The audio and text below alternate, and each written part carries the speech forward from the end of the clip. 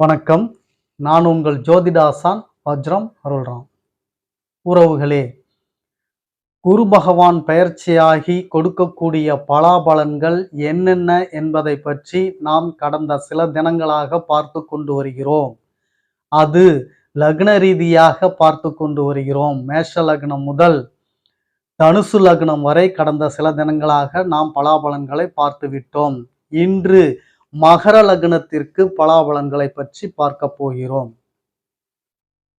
லக்னத்தாருக்கு மகர லக்னத்தாருக்கு பொறுமைக்கு இலக்கணமான மகர லக்னத்துக்காரர்களே, உங்களுக்கு 3க்கும் 12க்கும் அதிபதியாக இருக்கக்கூடிய குரு பகவான் 7ஆம் பாவகத்தில் உச்சம் பெற்று உங்கள் லக்னத்தையே பார்க்கிறார் என்றால் அது எவ்வளவு சிறப்பான யோகம் என்பதை பற்றி நீங்கள் தெரிந்து கொள்ளுங்கள். பொதுவாக குரு பகவான் பார்வை பெற்றாலே அந்த ஜாதகர் புகழ் பெறக்கூடிய ஜாதகர் என்று நீங்கள் நினைவில் வைத்துக் கொள்ளுங்கள். அப்படி இருக்கும் பொழுது உச்ச பலத்துடன் இன்று உங்கள் லக்னத்தை குரு பகவான் பார்க்கிறார் என்றால் உங்களின் யோகத்தை பற்றி நாம் இந்த பதிவில் பார்த்துவிடலாம். பார்ப்பதற்கு முன்னால் புதிதாக நம் உறவுகள் இந்த பதிவை பார்த்து கொண்டு இருந்தால் அவர்களுக்கு ஒரு சில வார்த்தைகள். உறவுகளே, நீங்கள் உங்கள் சொந்த பந்தங்கள், உற்றார் உறவினர்கள் மற்றும் அக்கம் பக்கத்தில் இருப்பவர்கள், உங்கள் நண்பர்கள் அனைவரிடத்திலும் நமது சேனலை எடுத்து சொல்லி அவர்களையும் சப்ஸ்கிரைப் செய்ய சொல்லுங்கள். உறவுகளே, காரணம், நாம் ஸ்ரீ ஜெயகௌரி ஜோதிடாலய நிறுவனம் ஒன்றை நடத்தி கொண்டு வருகிறோம்.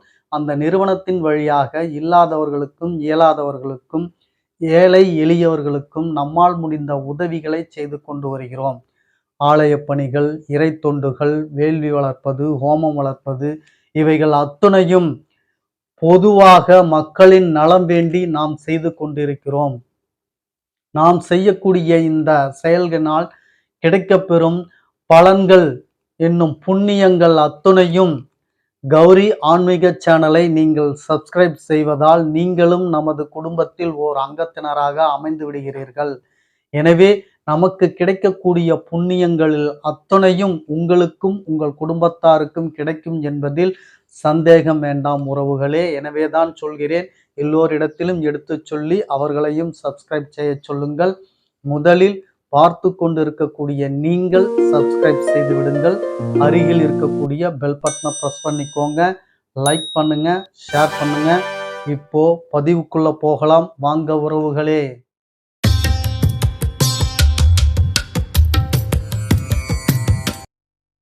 உறவுகளே,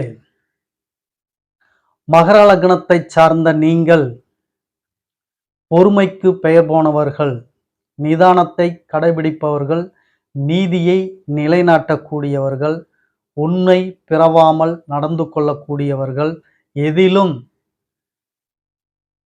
கொடுத்த நன்றி, பெறப்பட்ட நன்றி, இவைகளை நீங்கள் காலம் கடந்தாலும் நினைவில் வைத்து அவர்களுக்கு நன்றி விசுவாசமாக இருக்கக்கூடிய அமைப்பை பெற்றவர்கள் இந்த மகர லக்னத்துக்காரர்கள். உங்களின் செயல்பாடுகள், குணாதிசயங்கள், மகிமை என்று கூட சொல்லலாம், அவைகளை சொல்லிக்கொண்டே போகலாம். இருப்பினும் இதற்கெல்லாம் சொந்தக்காரராக இருக்கக்கூடிய மகர லக்னத்துக்காரர்களே, உங்களுக்கு 7இல் உச்சம் பெற்ற குரு பகவான் அவர்கள் அளிக்கக்கூடிய பலன்கள் என்ன என்று பார்த்தோம் என்றால், உங்களுக்கு வெளி வகையான தொடர்புகளை அதிகரிக்கிறார். வெளி தொடர்புகள், வெளிச்சார்ந்த உறவுகள், இவைகள் உங்களுக்கு இந்த வருடத்தில் சிறப்பாக அமையப்பெறும். அது மட்டுமல்ல, நல்ல செய்திகள் உங்களை தேடி நாடி வந்து சேரும். அது மட்டுமல்ல, முன்பு இருந்த நிலையை விட்டு அப்கிரேட், உங்களுக்கு விருத்தி அடையக்கூடிய நிலையை குரு பகவான் தருகிறார்.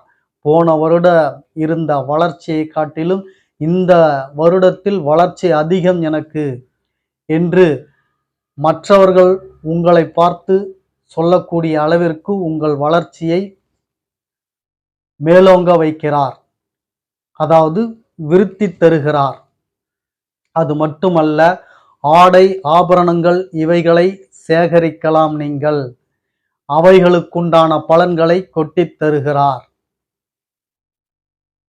உணவு வகைகள் மிக சிறப்பான உணவுகள், விதவிதமான உணவுகள், ரசித்து ருசித்து சாப்பிடக்கூடிய நிலையை தருகிறார். உணவு சாப்பிடாமல் சில பிள்ளைகள் இருப்பார்கள், குழந்தைகள் இருப்பார்கள். அவர்கள் எல்லாம் உணவை சாப்பிடுவதற்குண்டான வழிவகையை இந்த குரு பகவான் செய்கிறார். சகோதர இணக்கத்தை தருகிறார். உங்களின் தம்பி இவர்களிடத்தில் நீங்கள் சண்டை சச்சரவுகள் இட்டு பிரிந்திருந்தீர்கள் என்றால், தம்பியாகட்டும் தங்கையாகட்டும், அவர்களை இணைத்து வைக்கிறார். அவர்களோடு நீங்கள் பாசப்பிணைப்போடு மகிழ்ச்சியோடு இருக்கக்கூடிய நிலையை இந்த குரு பகவான் தருகிறார். மொத்தத்தில் உங்கள் வாழ்க்கையை கடந்த காலத்தை விட இப்பொழுது மேலோங்க வைக்கிறார். இது ஒன்று போதாதா குரு பகவான் செயல்பாட்டுக்கு? போன வருடம் இருந்த ஆளே இல்லை, நீங்கள் டோட்டலாக மாறிவிட்டீர்கள், வளர்ந்து விட்டீர்கள் என்று சொல்லக்கூடிய ஒரு நிலைப்பாட்டை குரு பகவான் தந்து விடுகிறார். அது மட்டுமல்ல, உங்களது சேமிப்பு உயரும்.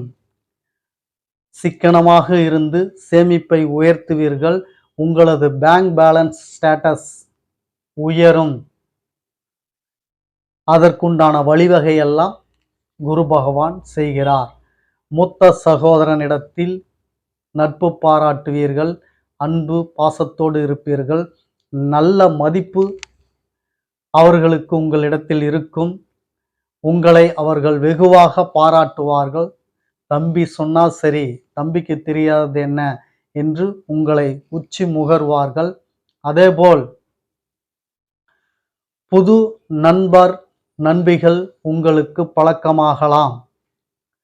பெண்ணாக இருந்தால் ஆண் நண்பர்கள், ஆணாக இருந்தால் பெண் நண்பர்கள் உங்களுக்கு பழக்கமாகலாம். அவர்களால் அனுகூலம் கிடைக்கப்பெறும் உங்களுக்கு. அது மட்டுமல்லாது, ஆழ்ந்த ஆன்மீகத்துக்குள் செல்லக்கூடிய காலகட்டம் உங்களுக்கு குரு பகவான் தருகிறார். சிலருக்கு கோவில் பணிகள்,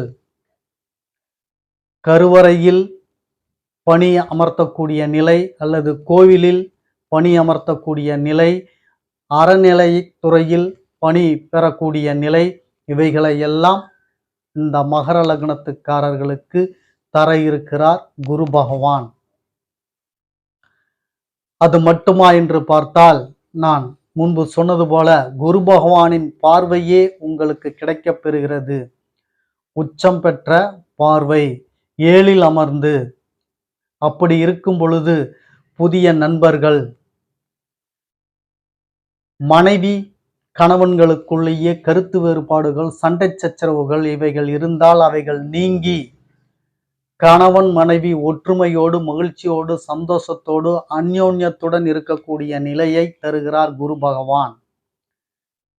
உங்களுக்கு புகழை தருகிறார், சமுதாயத்தில் ஒரு அந்தஸ்து தருகிறார், கௌரவத்தை தருகிறார். இதைவிட குரு பகவான் வேற என்ன யோகத்தை தர வேண்டும் என்று நீங்களே சொல்லுங்கள் மகர லக்னத்துக்காரர்களே. இவ்வளவு பலாபலன்களையும் உங்களுக்கு கடகராசியில் உச்சம் பெற்று அமர்ந்த குரு பகவான் தருகிறார். இந்த பலன்களை எல்லாம் எவ்வளவு காலம் உங்களுக்கு இருக்கும் என்பதையும் சொல்லிவிடுகிறேன் உறவுகளே. இந்த வருடத்தில் ராகு கேதுக்கள் பெயர்ச்சி ஆகிறார்கள். அவர்கள் ஐப்பசி மாதத்தில் பெயர்ச்சி ஆகிறார்கள். இந்த ஐப்பசி மாதம் வரைக்கும் தான் நான் உங்களுக்கு சொன்ன பலாபலன்கள்.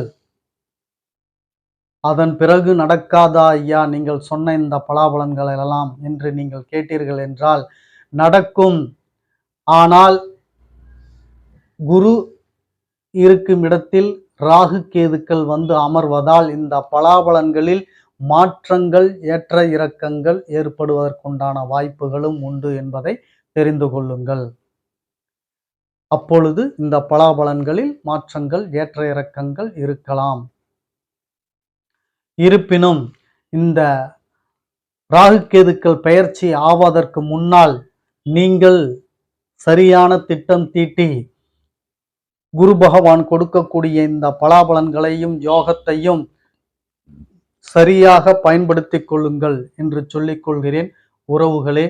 அது மட்டுமல்லாது உங்களுக்கு தசாபுத்தி சப்போர்ட் செய்யக்கூடிய பாவகங்கள் என்னென்ன என்பதை பற்றியும் உங்களுக்கு பலன்கள் மாறுபடலாம்.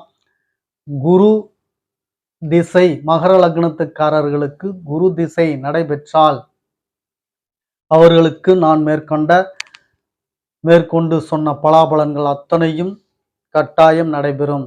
அது இல்லாமல் வேறு வேறு திசா நடந்து கொண்டிருந்தால் அதற்கு ஏற்றபடி இந்த பலன்களில் சற்று மாறுதல்கள் ஏற்ற இறக்கங்கள் ஏற்படும் உறவுகளே. அதையும் நீங்கள் தெரிந்து கொள்ளுங்கள்.